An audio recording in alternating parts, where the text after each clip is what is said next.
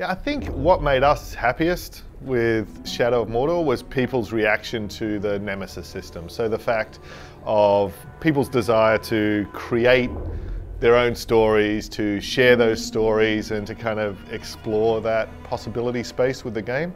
I think that was even better than what we were hoping for, given how much we knew we'd achieved in that first game and how much more we could potentially do. And what do you think it said about the industry then, that it was so warmly received? I don't know, it's hard to sort of speak generally. I just think there is that desire for players to tell and create their own stories. And that doesn't matter if it's us or Minecraft or Civilization or, you know, DayZ or whatever, but more and more players want to create their own stories and share them as they're inhabiting all of these different worlds. So how did that shape the direction for the sequel then? So that obviously made us triple down on the Nemesis system. The scale of it, the number of stories you could create with the enemies, developing not only the Nemesis stories from the point of view of the writing and the characters and the lines and the dialogue, but the systems, making sure we could have a lot more genuine diversity and challenge and variety of the different enemies themselves, so they could level up and be in different classes and have relationships with each other and actually influence the entire world.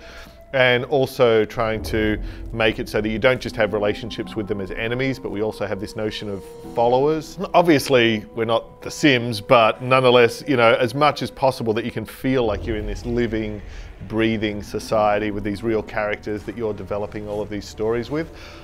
But at the same time, we've got this emphasis on player stories, but we also knew that the more traditional or the overarching story was important as well. But the thing we emphasized is not only making the main story more epic and having these big iconic villains like Sauron and the Nazgul, but making the main story serve the purpose of setting the context and the themes. So we've got these themes of basically domination and fear and power and civil war and turning these characters on each other. You know, you don't want the procedural part of the game to just feel like it's an abstract system. So the more narrative parts of the games are ways for us to present and build on those kind of themes and ideas. Is there anything you're excited to hopefully prove with the Shadow of War's release? To prove that, hey, the gaming audience out there is ready for blank? I think, it's a little bit of a simple idea, but it's true in that Shadow of War kind of is the just much bigger, much better version of what we were trying to do the first time around. So I guess we're mainly just hoping that, one, certainly people that like Shadow of Mordor we think are going to love it, but also people that maybe missed Shadow of Mordor, that they can still jump in at this point and experience all of these ideas and all this gameplay and action and stories around both the Nemesis system and this world that we're working in.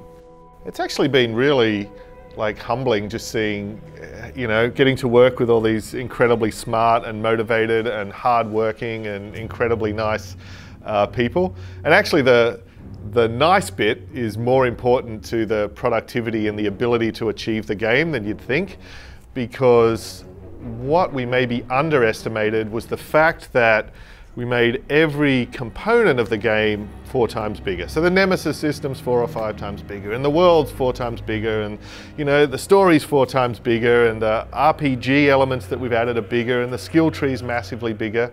And so as you're kind of doubling and then doubling again all these individual things, what we maybe didn't fully have our head around is then you have to also put them all together and make them all work together. And so the intricacy and the complexity of that is just massive. So one of the things I think so special about Monolith is that in order to do that and make all those things work together, everybody across the whole team, communicates so well and collaborates so well. And we grew in terms of team size, but not anywhere near to the extent the game grew. So it really was about, I think, getting more efficient and working together better and scaling it up. And there were points in the project, because on the one hand, 3 years is a lot of time, but on the other hand, given the amount of content and the complexity of the systems, it was just an incredible rush. And there were times there where it was really terrifying to not know if that would all come together. How the hell are we even going to test all this? Or are we going to even know whether it works or not, because the possibility space of things that can happen is so high.